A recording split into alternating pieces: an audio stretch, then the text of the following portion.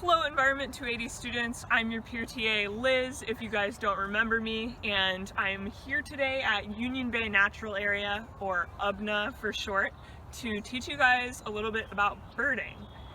And by birding or bird watching, I just mean observing birds in nature or in their natural habitat, wherever you may be, for your own enjoyment and viewing pleasure. And also sometimes for research, but that's what I mean. So if you guys aren't familiar, basically we're just staring at birds, seeing what they do, seeing how they interact with each other and with their environment. So when I say birding, that's what I mean. And before I get started teaching you guys how to go about birding, I'm going to give you guys a little bit of context for where we are in regards to the cultural history of this landscape. So we are at, like I said, Union Bay Natural Area. So this is a nature preserve that is located really close to UW campus actually.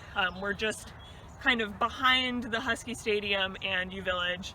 You can walk here from Red Square in 15 minutes, so it's really close by. And as you guys can see, I'm on the shore of Lake Washington. We're looking out at this kind of wetland area, and I have the stadium over to my left and Laurelhurst neighborhood over to my right. So that's where we're geographically situated.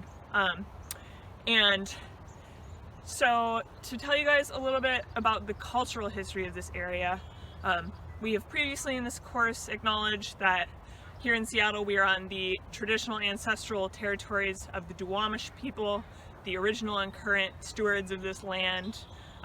And that is still true where I am today. And the place that U Village is located at was actually historically a Duwamish village site in that area. And the Lashutsi name for that translates to canoe hole. And Union Bay over here, the Lashutsi name for that translates to carry a canoe or portage, because before the Montlake Cut was constructed, which connects Lake Washington to Lake Union, there was a really important crossing over place between those two bodies of water where you would carry your canoe overland to connect them. So that's where that name comes from. And then the name for this point of land out here at Laurelhurst translated to drying house, or translates to drying house from Lashutsi. And that point of land is southwest oriented and gets a lot of wind and sun exposure. So it was called drying house because that was a good place to dry fish. So Duwamish people dried fish there. And Ravenna Creek also empties out into Lake Washington here.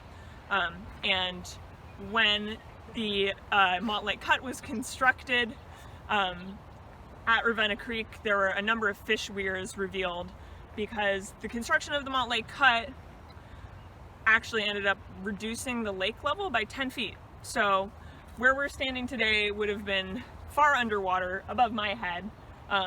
And all of this wetland area was created by the exposure of this land. So historically, when the lake level was higher, the shoreline, the trees came up right to the shoreline. It's a pretty dense forest of firs and cedars and some deciduous trees with really dense undergrowth. And as you can see where we're standing today, it's now more of a wetland habitat with a number of deciduous trees and pretty opened kind of grassland areas. And yeah, so I am giving you guys this cultural context so we can fully appreciate where we're standing, where we're coming to bird. Personally, I come here to bird every week, and I appreciate having a historical background on the area. I feel like it gives me a more full connection to this place, and a greater appreciation for the nature that I'm able to come observe here. So, like I was saying, the construction of the Montlake Cut in 1916 both was really disruptive to the Duwamish peoples that used this shoreline since time immemorial, and lowered the level of the lake by about 10 feet. And we've heard a little bit about the Black River earlier in this class, and the lowering of the lake also caused the Black River to dry up. So a number of both cultural and ecological consequences to the creation of the cut.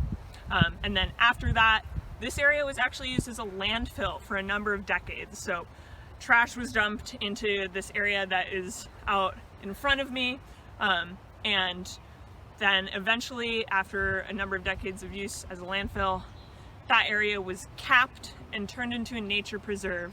So where I'm standing today probably has a lot of trash underground beneath me, but I think this is also a good opportunity to reflect on the resilience of nature and the ability of the land to recover from harms that we have done to it. So even though this was used as a landfill for a number of years, we can now come here today to observe a huge number of different bird species.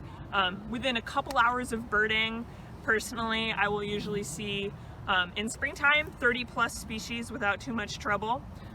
So this is, even though it's in an urban space more broadly in the geographical context, a really great place to come see a number of different wildlife species. There's also things like coyotes, rabbits, mammals, amphibians, and a huge variety of plant species that you guys probably saw in your plant ID videos. We did some of that out here. And yeah, so really interesting, dynamic place, really well known for birding. People come from all over the state actually to come bird here, and get a number of different species on their list. Because it's in such a more urban area broadly, species tend to congregate here. It's like a habitat island, because some species that are passing through here, especially in migration, might have more specific habitat requirements. So they can't be in the more urban spaces. They come here because they have their habitat requirements met, they can find food, things like that. And so, yeah.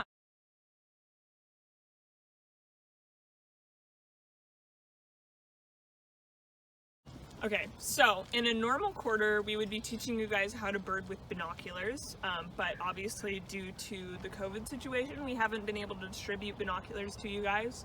So instead, luckily, birds give us a lot of cues from their behavior, their environment, their appearance that we can see without binoculars that help us lead to species identification. So I'm going to set my binoculars aside and teach you guys some tips for birding without binoculars. So you guys have been going to your journal sites all quarter, and I hope you guys have been enjoying that opportunity to connect really deeply with a particular place. And as you've been spending time there, you've probably seen some birds. It's okay if you haven't been able to identify those bird species yet. Hopefully by the end of the quarter, you will be able to identify some of them. And yeah, so birding is really cool because, like I was saying, we can get a lot of cues as to what species we're looking at without binoculars. And first and foremost, the most important of those is sound. So once you've arrived at the site that you want to go birding at, be it your journal site or somewhere else, the first thing you should do is take a minute and listen to what's around you.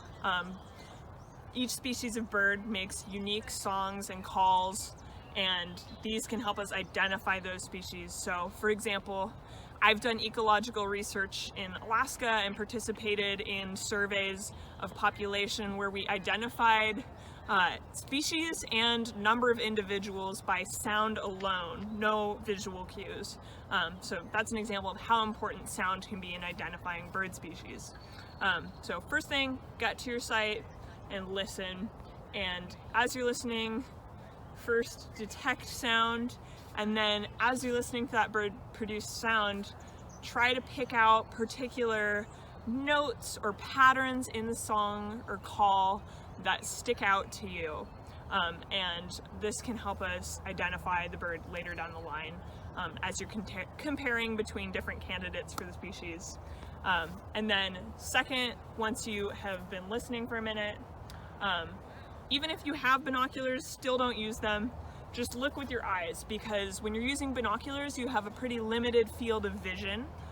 So the first thing I do when I'm looking around to try to spot that bird I've heard is look with my eyes and try to detect the movement of that bird. And once I have detected a bird, I then focus in on that spot and look at what kind of habitat it's in, or what environment. And within that environment, is it, for example, in a tree? Is it in a shrub? Is it near shore? Is it out on the water? Is it flying? If it's in a tree, is it climbing on the bark? Is it up in the canopy of that tree? Is it out on a branch? Is it foraging on the ground? All of these are great questions and observations to make, and different species, of course, are using different parts of the habitat, different niches, so really important clues to look for. And then next, you want to try to look at size, and I try to use two birds that we all probably know as frame of reference, robins and crows, because probably all of us have a pretty good idea of how big those birds are, so you can use them as a baseline for comparison for the bird that you're looking at. So is the bird I'm looking at smaller than or larger than a robin, closer to the size of a crow, or maybe a duck? Try to get a frame of reference for size. And then next, you want to look at shapes of the bird's body. Head shape is really important in identifying birds. Does it have a more rounded head? Does it have a flattened head? Does it have a crest of feathers? Is its tail pretty long in relation to its body, or pretty short in relation to its body? Some birds will have a notch or a kind of V shape to the end of their tail. That's another good clue. And then if you're close enough, this might be hard birding by eye without binoculars. If you're close enough, try to look at the bill shape of the bird. Is it cone-shaped? Is it particularly pointy? Is it narrow? Is it wide? Is it flat? Does it curve downward or upward? The shape of a bird's bill tells us a lot about its ecology, the things that it's foraging for. So that's another important thing to look at. And then next, you want to look at color and patterns if you're able. Sometimes lighting conditions make it difficult to see the bird clearly, see its colors and its patterns, but color and pattern can be really important. But it's important to note that color is not uniform across individuals of a species. Color and pattern vary with age and sex of birds, so juveniles often have different plumage than adults do, and males and females are often sexually dimorphic in their coloring and patterning. And that can be helpful sometimes. So for example, a lot of the spring migrants that we're seeing, or a lot of species in general, I suppose, the males are really colorful and flashy, and pretty easy to pick out and distinguish from other species because they're so conspicuous. For example, red-winged blackbirds, the male has those bright red shoulder patches, and that's totally different from any of the other species we would be looking at around here. So it's kind of a dead giveaway as to what we're looking at. Many females of species, though, tend to be more drab and brown, so it can be difficult sometimes to distinguish between what species you're looking at if it's a female bird. So while color and pattern can be really helpful, it's important to note that it's sometimes really difficult to tell exactly who you're looking at because of the variation across age and sex.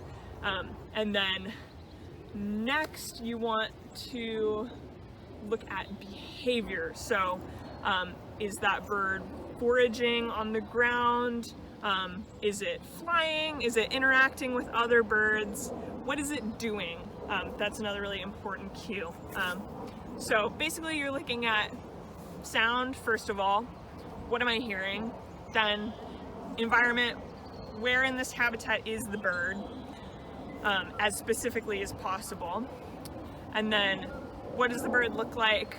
Size, shapes of its body, and then color. And then if you have binoculars, you can look at it with your binoculars for a closer look. But other than that, try to pay attention to all those factors and you'll have a really good likelihood of being able to identify some of the birds that you're able to get a close look at. So thank you guys for watching. I think birding is especially amazing because it's so accessible, even in really urban spaces. So we're in Seattle, but we have this great nature preserve where we can come see a ton of different bird species. And you know, for a lot of us, if we live in the city, birds are probably the main type of wildlife we're interacting with on a day-to-day basis. So getting to know those neighbors that you have is a really cool way to accessibly connect with nature. So happy birding!